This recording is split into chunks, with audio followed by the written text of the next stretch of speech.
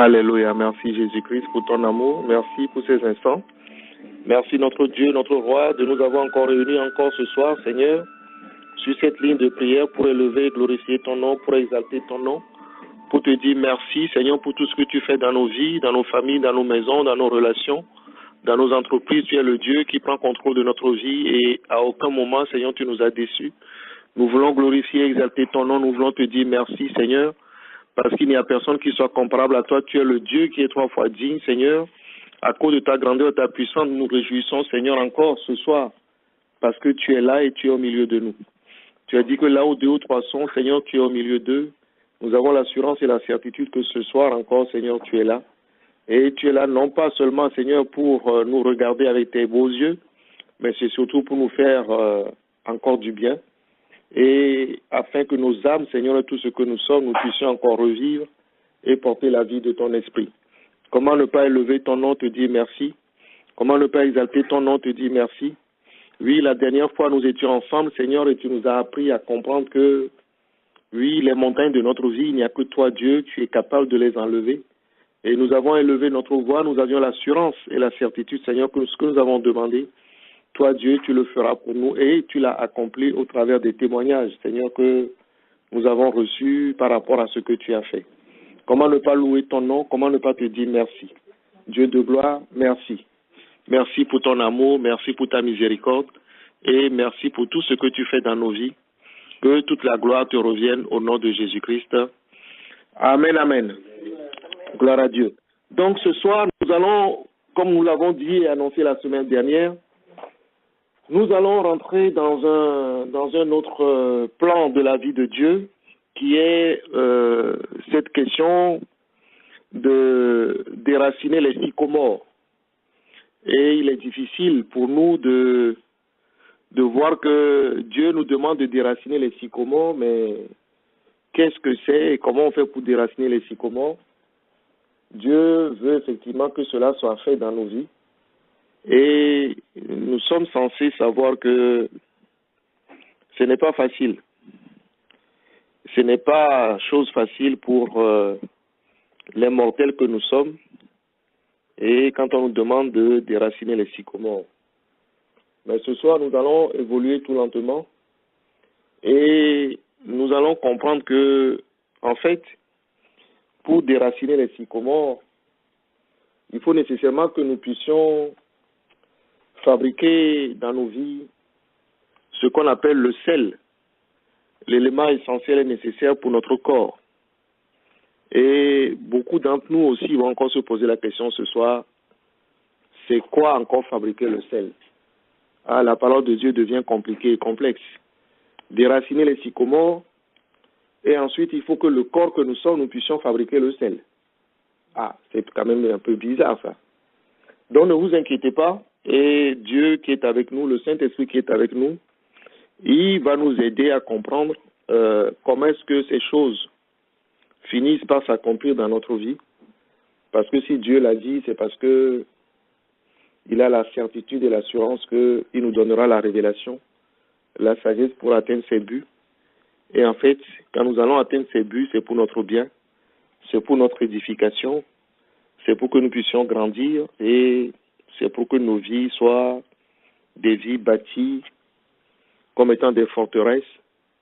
C'est pour que nos vies soient bâties comme étant des puissances, non pas des êtres qui sont pas capables de réaliser ce que Dieu a prévu dans leur vie. Nous bénissons le nom de Jésus-Christ, nous exaltons son nom.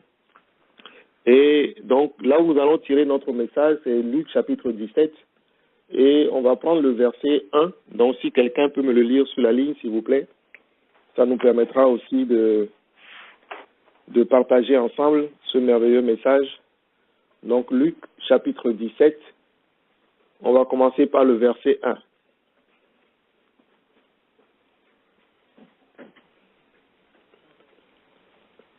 Alléluia. Est-ce que quelqu'un peut me lire ça sur la ligne, s'il vous plaît? Chapitre 17, le verset 1.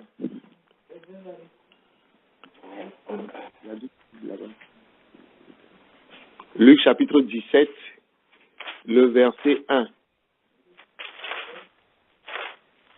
Le verset 1. Ok. Amen. Ok. Verset 1. Ok, allons-y. Luc chapitre 17, verset 1. Jésus dit à ses disciples, il est impossible qu'il n'arrive pas des scandales, mais malheur à celui par qui ils arrivent. Amen. Ah, gloire à Dieu. C'est ça? Ok. C'est exactement ça. Donc, alors, ici, la Bible nous dit que c'est Jésus qui dit à ses disciples, il est impossible, donc, qu'il n'arrive pas des scandales. Il est impossible. Donc, ça veut dire que, nécessairement, ce scandale ou les scandales doivent nécessairement arriver. Il ne l'exclut pas. Il dit il est impossible qu'il n'arrive pas. Mais il finit par dire malheur à celui par qui les scandales arrivent. Ah, si il est impossible que ça arrive et que finalement si ça arrive, nous devons être dans une situation complexe et difficile, c'est que il y a un problème. Et on va essayer encore ce soir pour comprendre pourquoi est-ce que Jésus-Christ a dit cela. Et nous sommes tous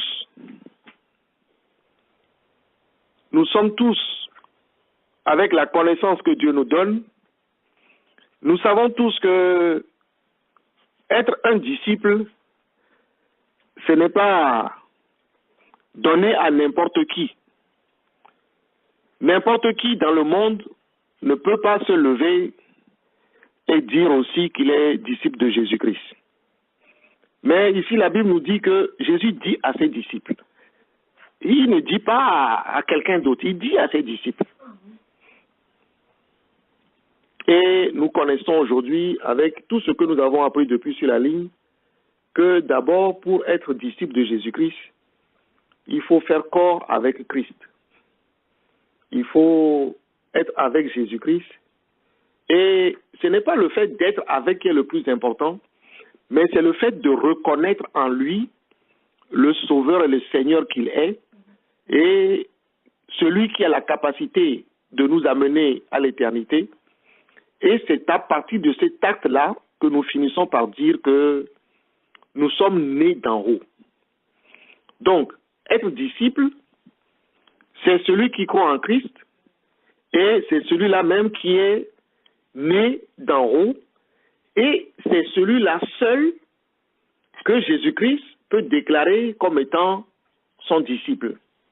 Au-delà de ce que je vous dis, il faut aussi remarquer que Jésus finit par dire à ses enfants, à ses disciples, vous savez, le vrai disciple, je vais vous montrer ce que c'est qu'un vrai disciple. Et la Bible nous dit qu'il prend un enfant. Un enfant. Pas un adulte, hein. Il prend un enfant. Et il leur montre. Il dit, voilà, si vous êtes comme ce petit enfant ou ces petits enfants, alors vraiment vous êtes mes disciples. Et c'est à vous qu'est réservé le royaume des cieux. Ah, ça devient un peu difficile. Comment un adulte, finalement, peut devenir un petit enfant? Ça encore, c'est encore une question. Nous allons répondre à ces questions. Et ce petit enfant, comme je l'ai dit, il a la même identité que le disciple et il croit en Jésus-Christ. Mais cette position que cet enfant a, ou ce disciple a, ne doit pas lui permettre d'être à côté de ce que Jésus-Christ a dit pour que le malheur le frappe. Parce que la Bible dit quoi?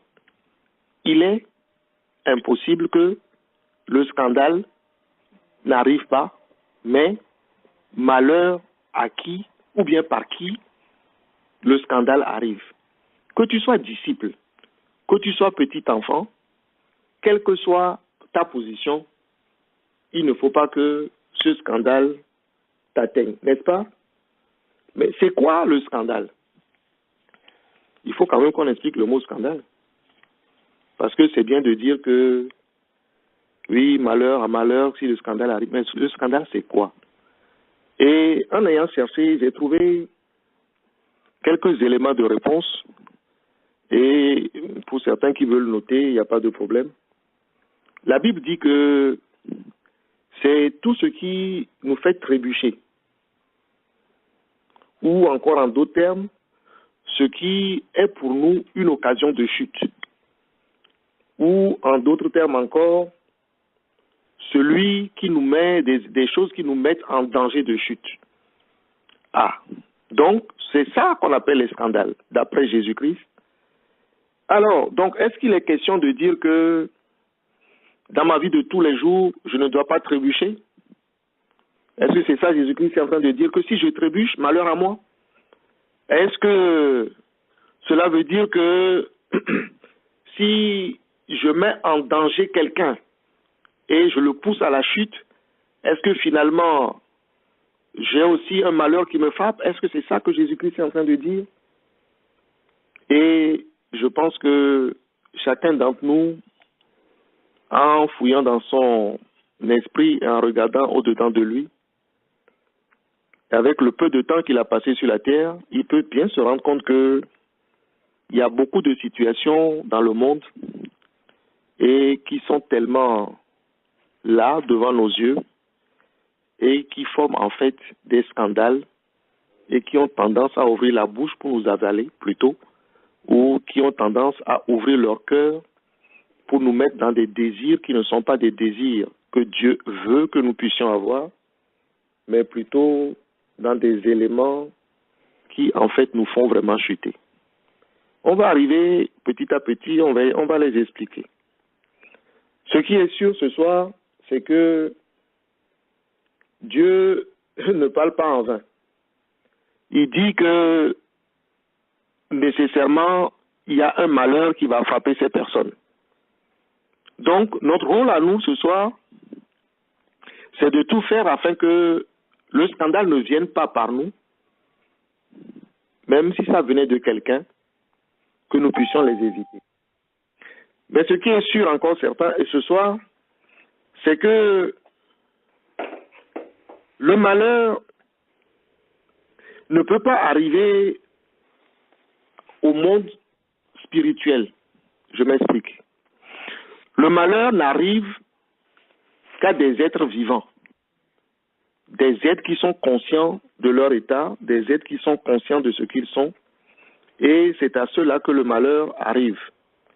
Et Jésus-Christ dit dans le verset 2, « Il vaudrait mieux pour lui qu'on mette à son cou une pierre de meule et qu'on le jette dans la mer que s'il scandalisait un de ses enfants, de ses petits. » Donc, Jésus-Christ dit, il vaudrait mieux qu'on mette une meule, autrement dit, au cou de cette personne qui scandalise un de ses petits, un des frères et sœurs que vous êtes, un de ces petits-enfants que vous êtes, un des disciples que vous êtes. Si quelqu'un vous scandalise, Dieu est en train de dire qu'il vaudrait mieux pour lui qu'on mette une meule à son cou et qu'on le jette dans la mer. Autrement dit, Dieu est en train de dire que si quelqu'un touche à un de tes cheveux, si quelqu'un touche à une de tes actions, c'est lui, Dieu, qui a déjà déclaré la conséquence de cet acte. Et il dit il vaudrait mieux que ce gars-là, on lui mette une meule au cou, autrement dit un plomb au cou, et qu'on le jette dans la mer. Autrement dit, il faut que cette personne ne soit plus sur la terre. C'est ce que la Bible dit. Mais je vais encore vous conduire dans Matthieu. On va aller lire Matthieu 18, le verset 6. Celui qui le trouve, il n'y a pas de problème. Matthieu 18, le verset 6. Alors, qu'est-ce qui est dit là-bas?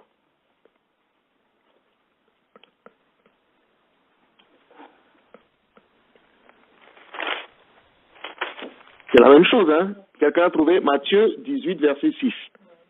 Qu'est-ce qui est écrit là-bas?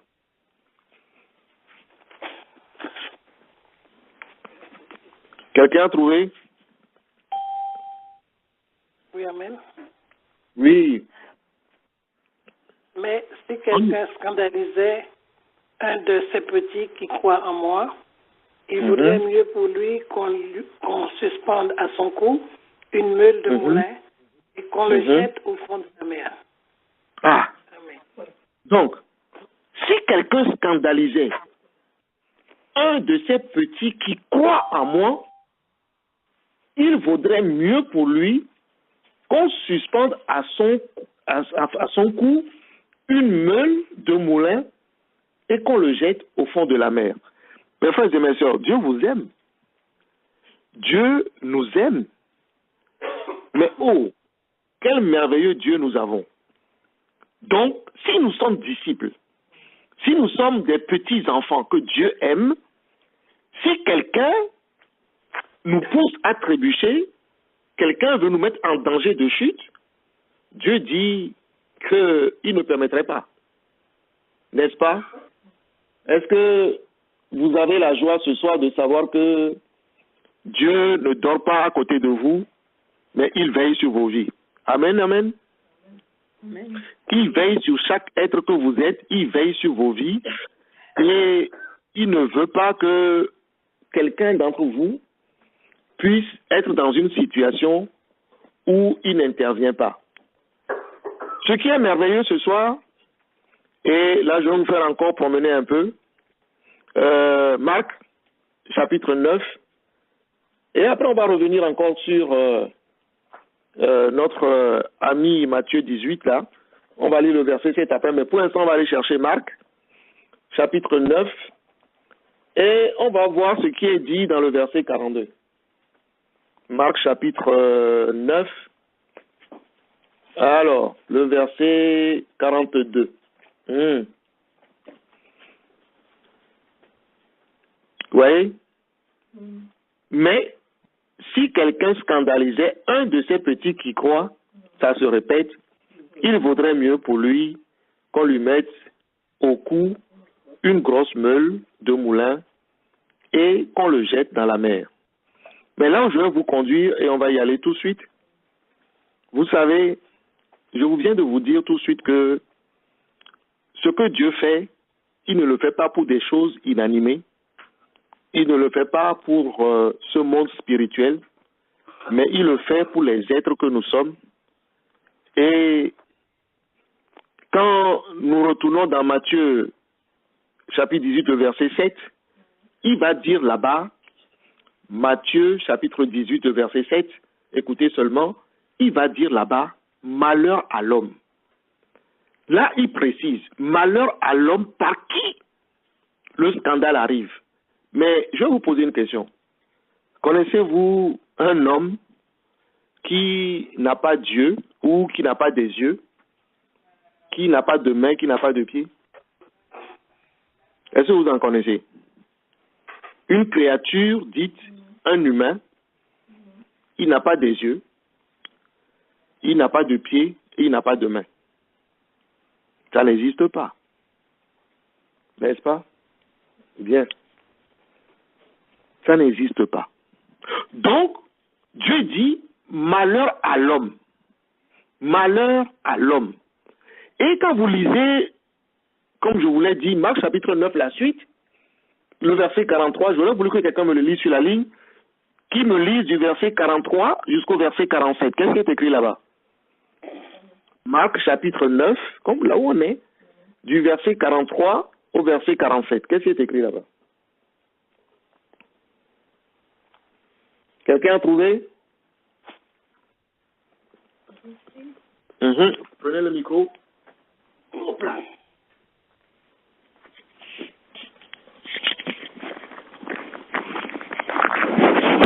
On dit si.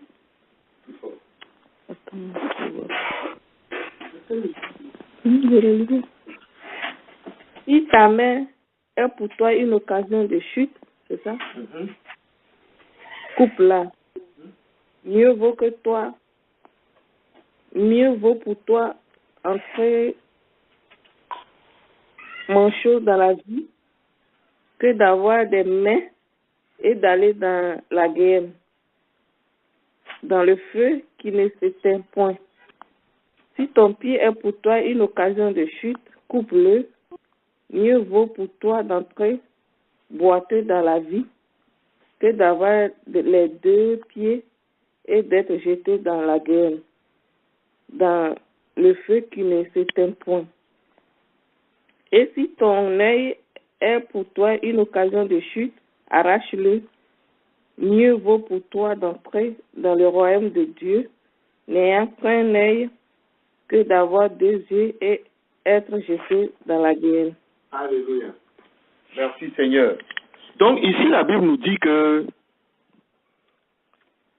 si ton pied, en fait, devient pour toi une occasion de chute, il faut quoi?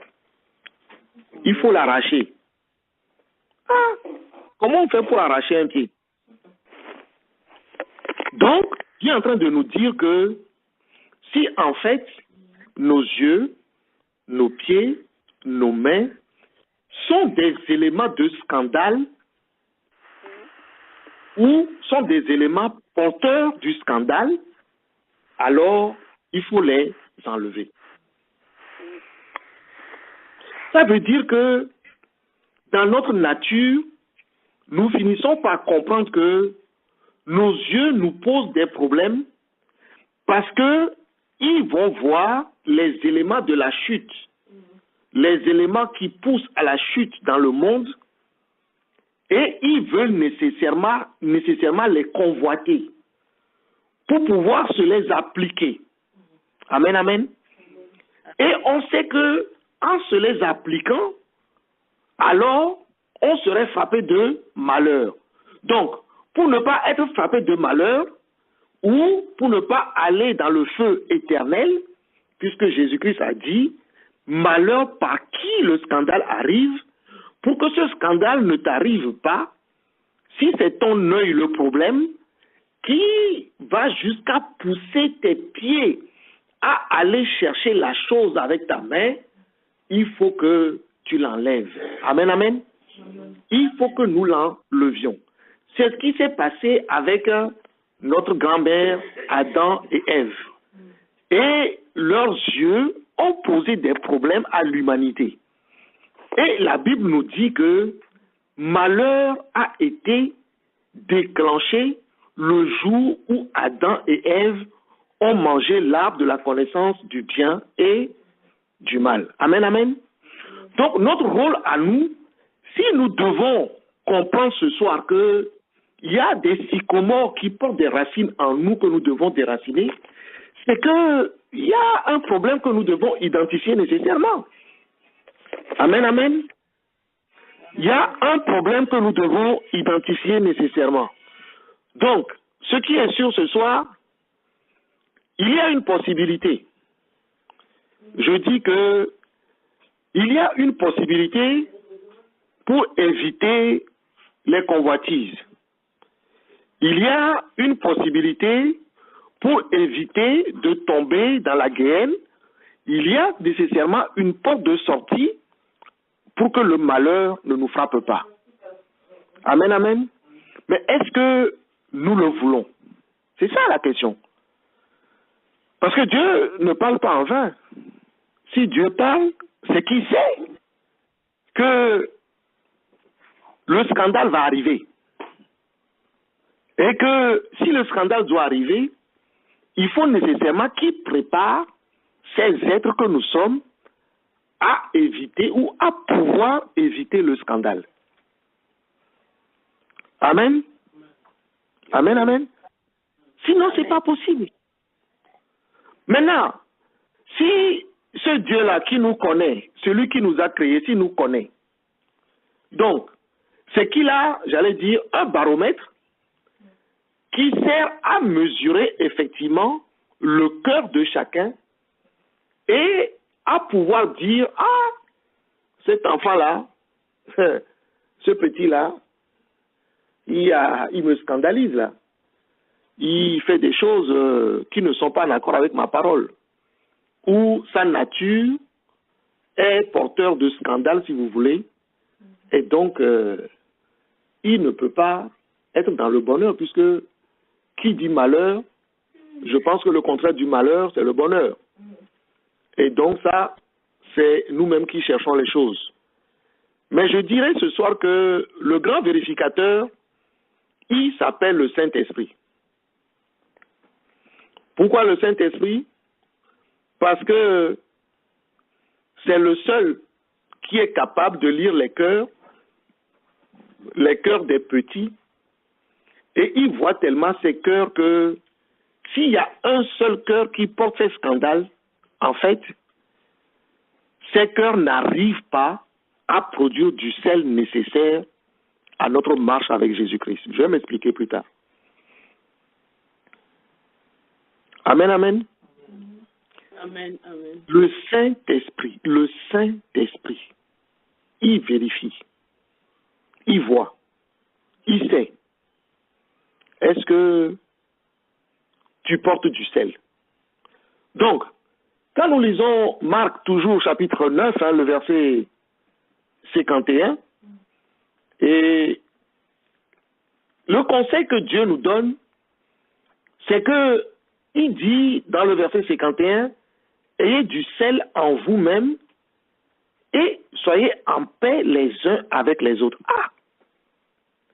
Si on doit avoir du sel en nous-mêmes, ça voulait dire quelque part, ou ça voulait dire tout simplement que notre vie de victoire vient en Christ quand nous portons du sel ou si nous avons du sel en nous.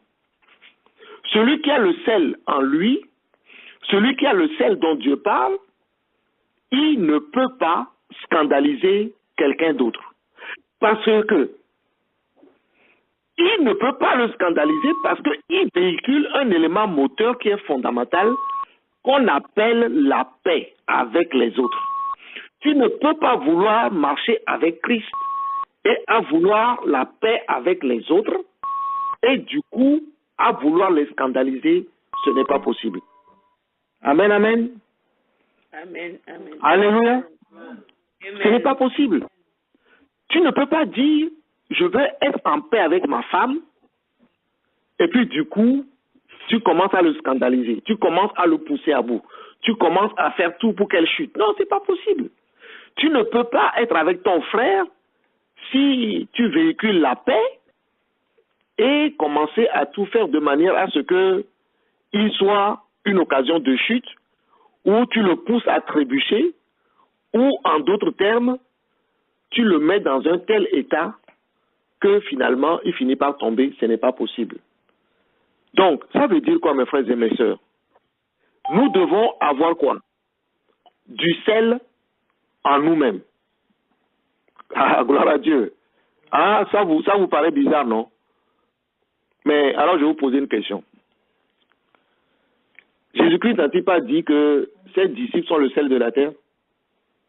Il a dit? Oui, oui. Est-ce que Jésus a dit à ses enfants, à ses disciples, vous êtes le sel de la terre? Et il a dit. Oui. Bon, donc, s'il a dit que vous êtes le sel de la terre, c'est que le Saint-Esprit a attesté en regardant ses disciples, ses petits-enfants, qui sont vraiment le sel.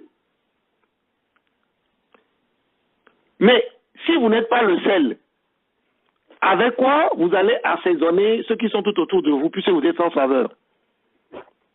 Donc, ça veut dire que les chrétiens que nous sommes, les enfants de Dieu que nous sommes, nous devons avoir ce qu'on appelle du sel en nous-mêmes. Nous devons avoir du sel en nous-mêmes. Et la question que vous devez me poser, mais mon frère, comment est-ce qu'on fait pour produire le sel? Hein? C'est important, non? Comment fait-on pour produire le sel?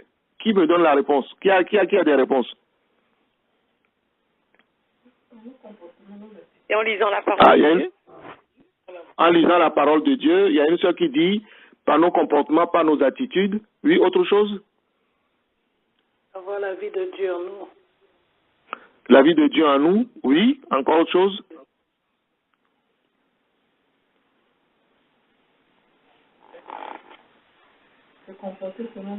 Aimer son Oui, frère je comprends. et sœur.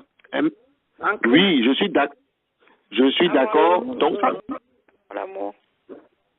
l'amour, oui, vous commencez à rentrer dans le détail. Le Saint-Esprit en nous, oui. Mais il faut comprendre une chose. La Bible dit, donc je vais encore vous conduire en arrière. Et on va essayer de retrouver les choses. Il a dit ici que si notre œil est pour nous une occasion de chute, il faut l'arracher. Donc, une occasion de chute, si c'est notre œil, ça veut dire premièrement qu'il faut éviter les choses du monde. La convoitise du monde. La convoitise charnelle. L'enrichissement personnel. Si c'est l'élément capital, je ne dis pas que le chrétien ne doit pas être béni. Je ne dis pas que le chrétien n'a pas à avoir une vie aisée, c'est pas ce que je dis. Mais si sa base fondamentale, c'est courir après l'argent à outrance, ça devient pour lui une occasion de chute. Amen, amen. La médisance, les calomnies, la révolte, la colère, la haine, le non-pardon, j'en ai cité certains, l'avarice, l'impureté, les mauvais désirs, les animosités, les rejets, les jalousies, et mais j'allais même voir même les divisions. Ce sont des éléments, si nous les portons, il n'y aura pas de sel en nous. Nous ne pouvons pas produire du sel avec ces choses-là. Par contre, celui qui est un petit enfant, il sait que dans son plus fort intérieur, les éléments qui caractérisent sa marche, on sait que vous avez parlé de l'amour, vous avez parlé de la parole de Dieu. Il y a un frère qui m'a dit être rempli du Saint-Esprit, je suis d'accord avec vous. Oui, et puis des éléments qui sont simples aussi. Pardonnez. Pardonnez les uns les autres, pardonnez-nous, pardonnez-vous les uns les autres. L'humilité, la compassion, la fidélité en Christ. Ces choses-là, mes frères et mes sœurs, sont des éléments qui produisent du sel dans chaque enfant de Dieu. Alléluia. S'il n'y a pas ces éléments, vous ne pouvez pas, nous n'allons pas pouvoir produire du sel et nous allons scandaliser nos frères et sœurs et Dieu dit malheur à ceux-là. Or, je sais que tout ce que vous êtes encore ce soir sur cette ligne, il n'y a aucun de vous qui veut être, comme ça a été dit, dans le malheur. Parce que Jésus-Christ dit les choses, mais il accomplit toujours ce qu'il dit.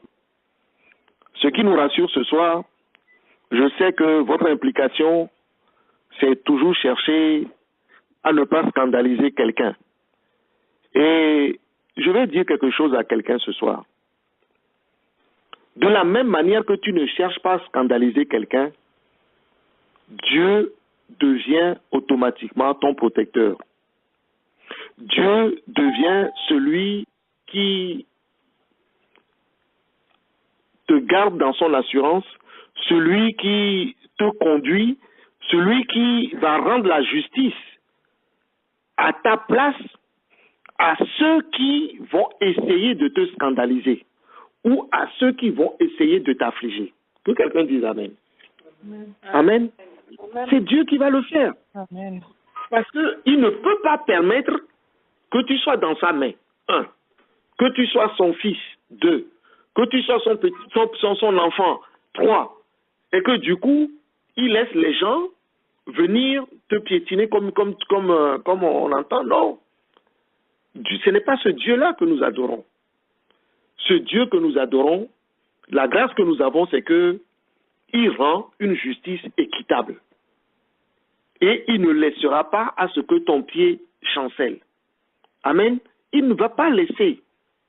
Et il ne va même pas permettre à ce que quelqu'un te scandalise.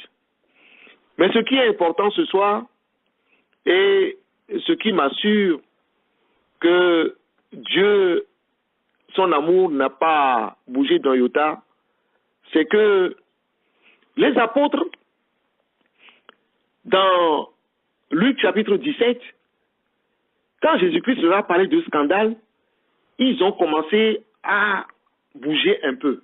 Ils disent, ah, parce qu'il dit que c'est impossible. Donc, Seigneur, pour que moi-même qui suis disciple, moi-même qui suis petit enfant, pour que moi-même, je ne tombe pas, il va falloir que tu m'aides avec de la foi.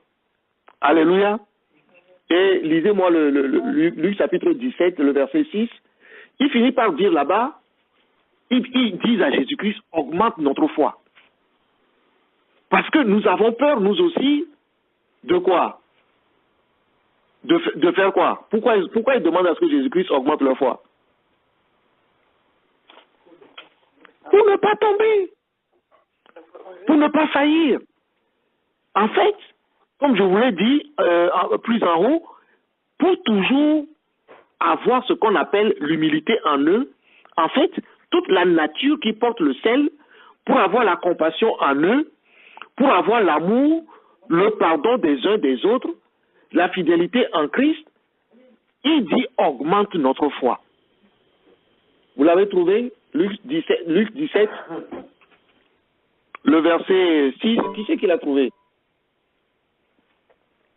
Luc 17, verset 6, qui l'a trouvé?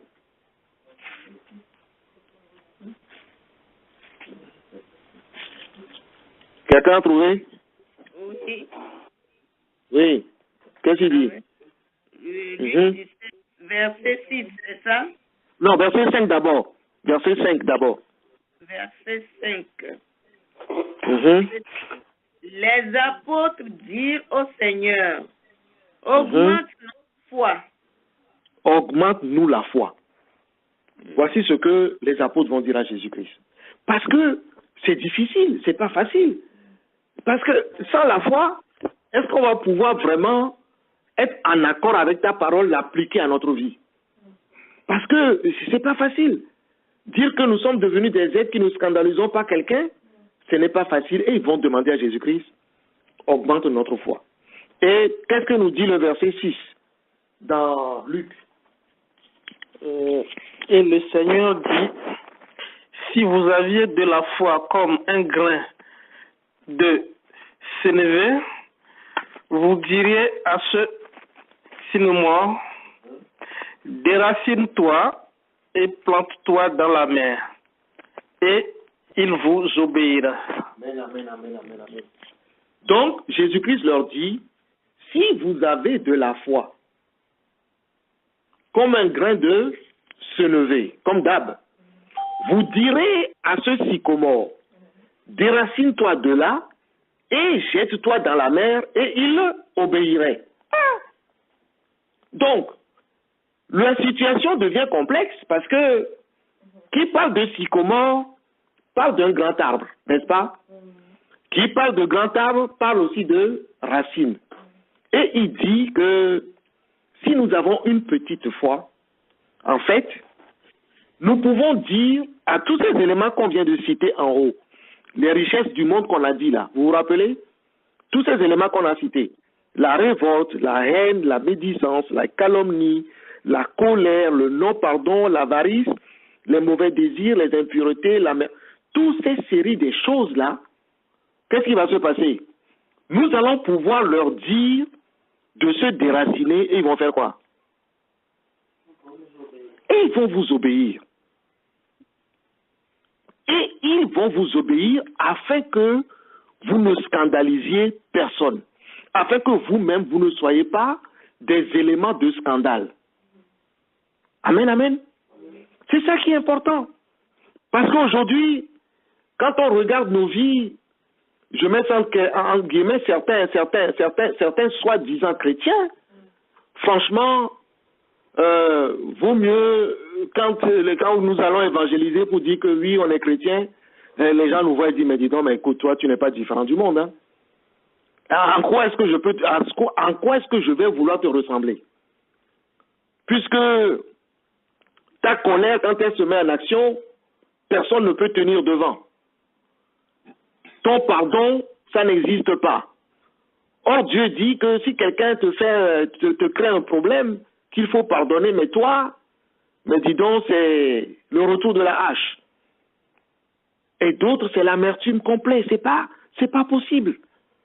Or, Dieu, qui est Dieu, nous dit que, oui, ceci est possible si nous avons de la foi et nous dirons, en fait, à ces forteresses qui, en fait, ont des racines en nous, parce que c'est ça que les gens ne savent pas.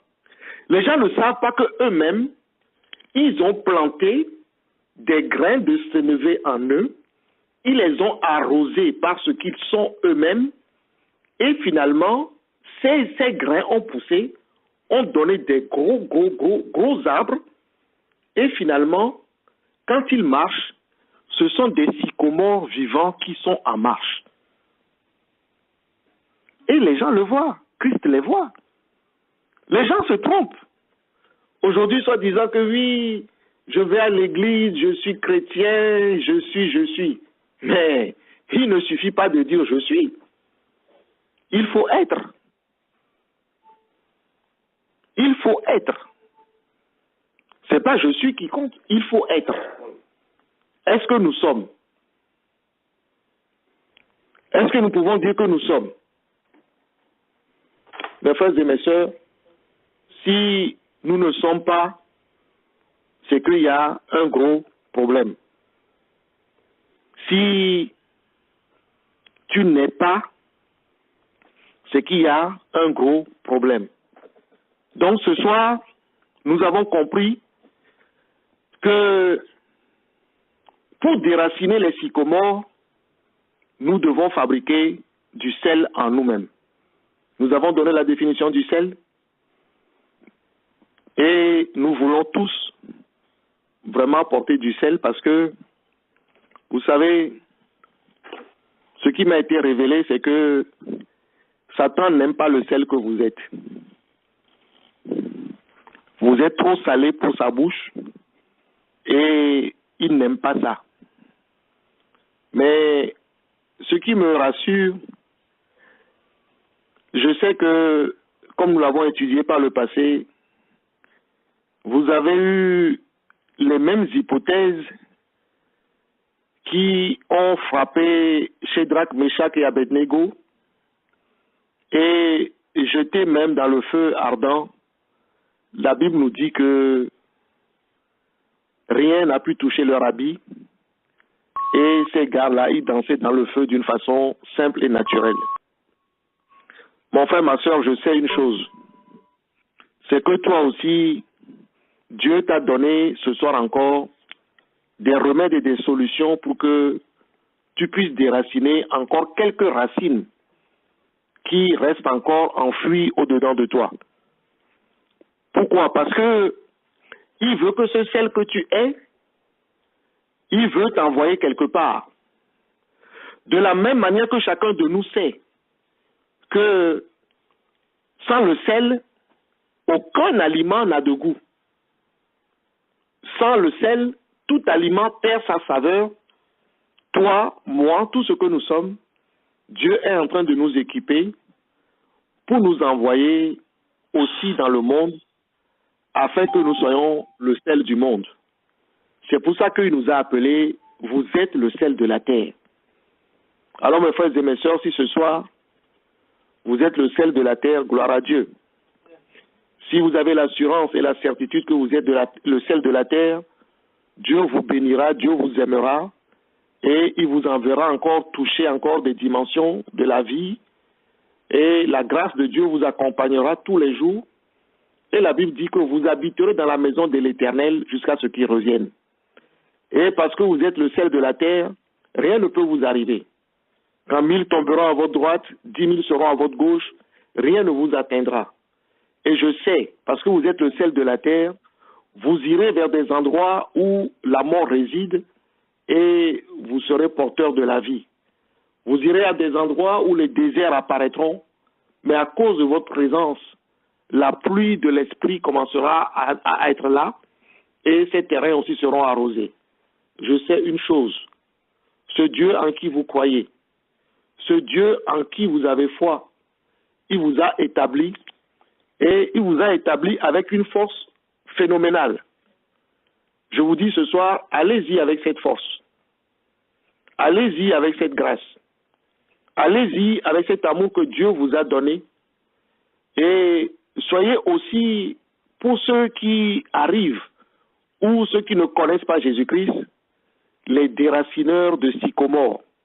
Parce que il n'est pas question seulement de dire qu'en nous, nous les avons déracinés, mais aussi nous pouvons aussi aider tous ceux qui sont tout autour de nous, afin que les sycomores qui sont dans leur vie soient aussi déracinés au nom de Jésus-Christ. Pourquoi je dis cela? Si un frère et, j'allais dire, sa mère sont en colère, et si en lui, il y a cet arbre qui est déraciné, qu'on appelle la colère, je pense que pour sa maman, ce sera une occasion de bénédiction et la réconciliation sera toujours nette. Je sais une chose, si dans le service dans lequel tu te trouves, c'est l'esprit de jalousie qui domine, parce que toi, tu n'as pas cette jalousie, toi aussi tu seras appelé celui qui aide à déraciner les sycomores dans les vies des autres, parce que tu chercheras toujours à mettre la paix là où il y a la guerre. Tu chercheras toujours à mettre en place des solutions les plus équilibrées et, j'allais dire, les plus humaines possibles avec l'amour de Christ, et tu marcheras toujours dans le bonheur de Christ. Oui, je sais une chose, le bonheur et la grâce de l'Éternel accompagneront tout cela jusqu'à la fin de leur vie, et rien ne peut vous résister. Je sais que ce soir, ce n'est pas un message facile par moment, mais Dieu, il nous aime. C'est pour ça que par moment, il aime nous donner des éléments qui nous permettent à ce que nous puissions nous remuer un tout petit peu. Pourquoi? Parce que on a tendance à regarder devant nous et de temps en temps à vouloir faire comme la femme de Lot. Mais ce soir, ce que Dieu veut, c'est qu'aucun de nous ne regarde derrière, que chacun de nous ait les yeux fixés sur la croix, que chacun de nous ait toujours les yeux fixés sur Christ, et sur Christ seul, celui qui est le rémunérateur de toutes choses. Et je sais que Dieu, dans son amour, Dieu, dans sa grâce, ne vous oubliera pas. Et c'est seulement à ceux-là, à ses disciples et à ses enfants que le royaume de cieux est réservé. C'est à vous que Dieu a voulu ce soir encore parler. C'est à vous que son esprit a voulu encore animer les vases que nous sommes. Et ce soir encore, nous sommes animés du feu de l'esprit pour aller encore dire demain, c'est grâce à Dieu que nous sommes debout. Pour aller encore dire après-demain, c'est grâce à toi, Seigneur, que nous sommes debout. Pour encore aller dire, Seigneur, c'est toi qui protèges et c'est toi qui gardes les maisons que nous sommes. Pourquoi? Parce que nous sommes nous aussi la vie de Christ. Que le nom de Jésus-Christ soit glorifié et que toute la gloire lui revienne au nom puissant de Jésus-Christ. Amen. Au nom de Jésus.